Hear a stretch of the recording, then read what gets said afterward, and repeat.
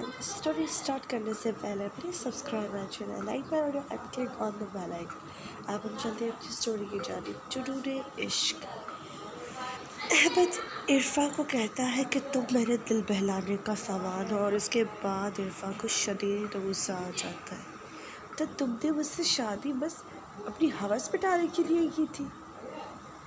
तो तुम्हें क्या लगता है? जो लगता है लगता रहे। मैं अब तुम्हें किसी चीज़ की सफाई नहीं देने लगा। अब तक इतनी सफाई दे चुका हूँ, लेकिन तुम्हारे लिए तो ये सारी चीज़ें काबिल कबूल ही नहीं। तो जब तुम्हें मुझसे शुरू से लेकर अब तक गिले शिकवे और नफरत ही है, तो मैं भला तुमसे मोहब्बत की उम्मीद भी क्यों करूँ? और तुम्हें मुझसे अब इस चीज़ की उम्मीद भी नहीं होनी चाहिए। हाँ, लेकिन तुमने क्या किया? अब तक मेरे ही दिए गए चीज़ें इस्तेमाल कर रही हो, मेरे ही घर में रह रही हो, और अब तक तुमने मुझे एक बार भी, सिर्फ और सिर्फ एक बार भी मुस्कुरा कर कभी नहीं देखा।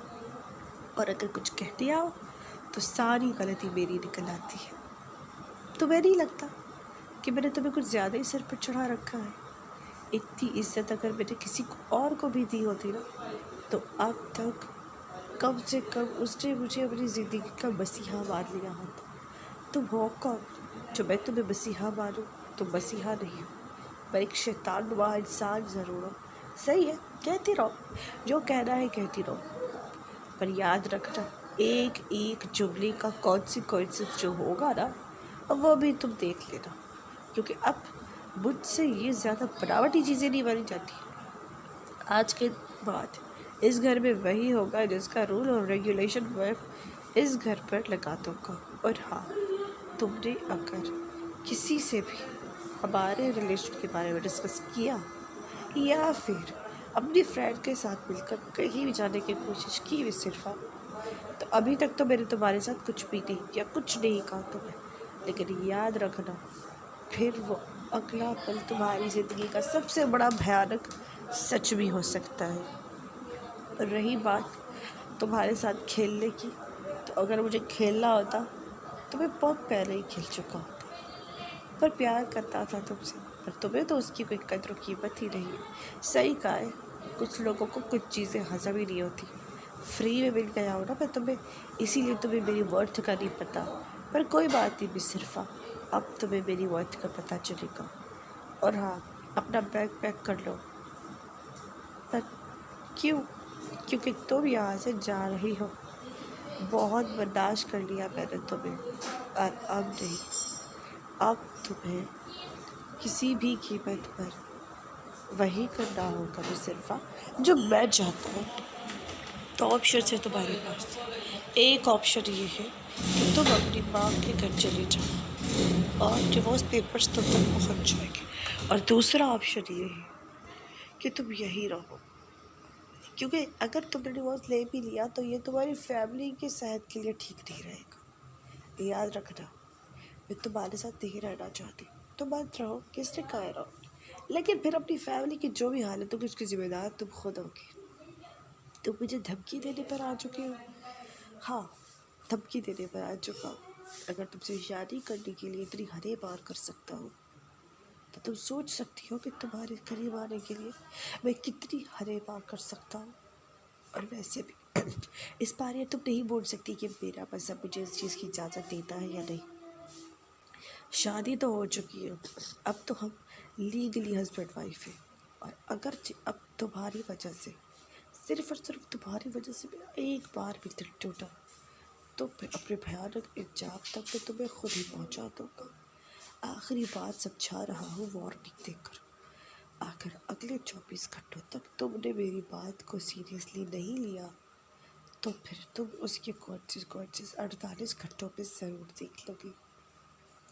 बहुत प्यार है ना तुम्हें अपनी फैमिली से, अपने भाइयों से, अपने उस कज़न से, सबसे। तो अगर उन सब की भलाई चाहती हो, तो मैं तुम्हें आखिरी बार वार्निंग दे रहा हूँ, जैसा मैं कहता हूँ वैसा करो। और हाँ, अब तुम्हें तुम्हारा फ़ोन तभी मिलेगा जब तुम मेरे करीब आओगे, और जब तक तुम मेरे करीब नहीं आती मैं तुम्हें फ़ोन या फिर बाहरी दुनिया से नहीं मिलने दूँगा। तुम यहीं रहोगी, और मैं घर का सारा स्टाफ मुलाजिमों को चेंज कर रहा हूँ। पर अभी तो आपने कहा था कि मैं अपने घर जा सकती हूँ। अच्छा, तो तुम उसी बात पे सोच रही थी, लेकिन अब तुम नहीं जा सकती। डिसीजन चेंज हो चुका है।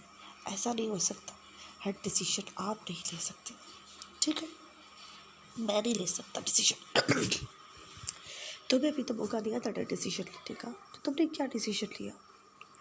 अगर तुम्हें मेरे साथ इस घर में रहना है तो फिर मुझे मेरा हक देना ही होगा, लेकिन अगर ऐसा नहीं है तो फिर मैं अपना हक ज़बरदस्ती देना भी जानता हूँ।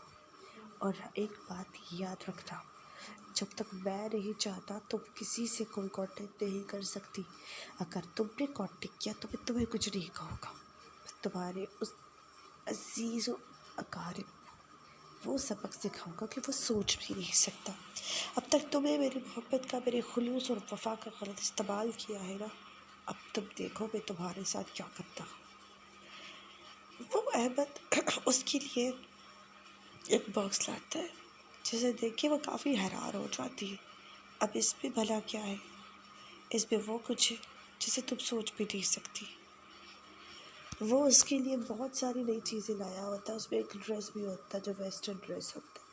आज रात, ठीक है, संडे नाइट है, तो हम रेस्टोरेंट में चलेंगे, अच्छे से डिनर करेंगे। उसके बाद हम सीधा घर आएंगे। और फिर तो तुम जानती हो कि तुमने क्या करना है। तुम कहना क्या चाहते हो? कहना क्या चाहता हूँ? समझदार के लिए इशारा ही काफ़ी है।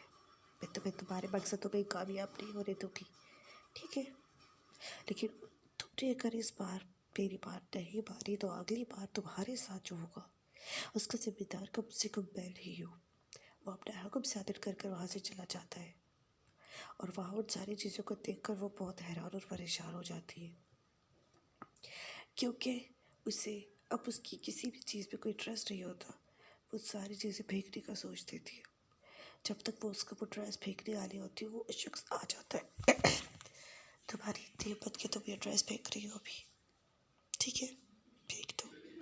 मैं तो कहता हूँ ड्रेस क्यों, इस घर में जितना भी कुछ है ना सब कुछ तोड़ फोड़ कर दो, लेकिन याद रखो एक बार, मेरी दी गई एक चीज़ तोड़ोगे तो तुम्हारे कसर होगे, उतने ही हाथ पैर तोड़ोगे मैं। अब फेंको। अहमद उससे कहता है कि मैंने तुम्हारी फैमिली पर लोगों की हायर कर दी है, बस मेरा वन क्लिक और तुम्हारे घर वालों की ज़िंदगी बदल जाएगी। वो तो तुमसे इतना प्यार करते, तुम्हें अपना मानते, तुम उनके साथ ऐसा बिहेव कर रहे हो। क्या फ़ायदा उनके अपने मानने का जब तुम ही मुझे कुछ नहीं मानती। रिश्ता तो एक्चुअली मेरा तुम्हारे साथ ही है ना, तुम्हारी वजह से इतने रिश्ते मुझे मिले। अब जब तुम ही अपना रिश्ता मुझे नहीं दे सकती तो फिर ये रिश्ते मेरे किस काम के? क्योंकि अहमद की आदत थी, उसे चाहिए तो सब कुछ चाहिए, वरना वो हर एक चीज़ को आग लगा देगा। सारा दिन अहमद को अब कर रहा होता है। जब वो उसके लिए कॉफ़ी बना के लाई हुई होती है तो वो उस कॉफ़ी को पीने का इनकार किया देता है। वो काम करके बहुत थक जाता है। शाम में इरफा जब आती है उससे कहती है कि मैं तुम्हारे साथ कहीं नहीं चल रही, तो वो उससे कहता है कोई बात नहीं, कोई मसले की बात है, तुम्हें नहीं जाना तो मत जाओ, बस मुझे पीठ में दर्द हो रहा है, तो एक काम करो, तुम मेरी पेट की मालिश कर सकती हो। वो ना करनी ही वाली होती है, लेकिन वो उसे बहुत जेन्युइनली रिक्वेस्ट करते हैं। वो कहते हैं जो घर में कोई मुलाजिम होता ना मेल, तो मुझे बोल देता, ठीक है, कल शाम तक मैं स्पॉट चला जाऊँगा अपनी बॉडी मसाज के लिए, मुझे काफ़ी पेन हो रहा है पीठ में, लेकिन फिल वक्त तो मालिश कर दो प्लीज़ मुझे। उस वक्त वो कुछ कहना नहीं चाह रही होती, इसीलिए बात आगे ना बढ़े, इसलिए वो उसका काम करने लग जाती है।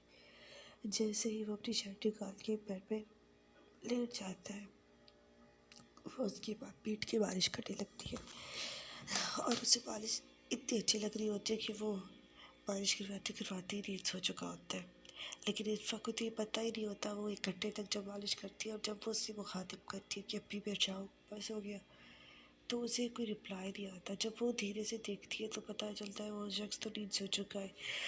वो उस पर कंबल उड़ा के वहाँ से चली जाती है रूम का दरवाज़ा लॉक करके।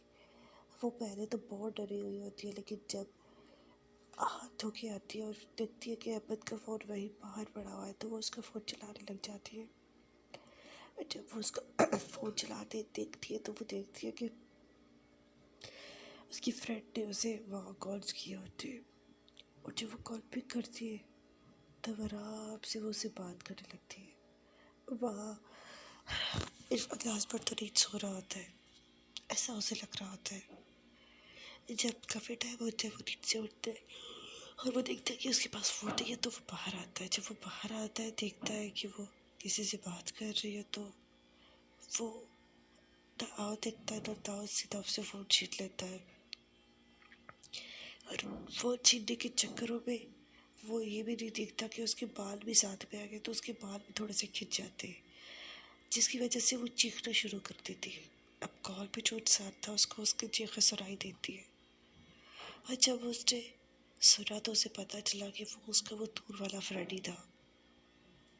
आइंदा तुम यहाँ कॉल करने की कोशिश मत करना, ठीक है? और मैंने तुम्हें क्या कहा था? उसके कॉल बंद करने के बाद वो अपनी बीवी से भाते पके कहता है कि मैंने तुम्हें क्या कहा था, फ़ोन से दूर रहना। लेकिन तुम्हें मेरी बात छोड़कर सबकी बात समझ आती है। खैर, अभी रूम में चलो। क्यों? क्योंकि मुझे कुछ काम है ना, इसलिए। क्या काम है? मैंने इस बॉक्स में इतनी सारी चीज़ें लाई थी, तुमने एक भी चीज़ खोल के नहीं देखी। मैं तुम तो मुझे डांट रहे थे ना। डांट कहाँ रहा था, बस एक रिक्वेस्ट ही तो कर रहा था। देखो, तुम्हारे बिना मैं जी नहीं सकता और मैं अपनी फैमिली को आगे बढ़ाना चाहता हूँ। तुम्हें ये बात क्यों नहीं समझ आ रही? मुझे उसके लिए थोड़ा वक्त चाहिए। कितना वक्त चाहिए?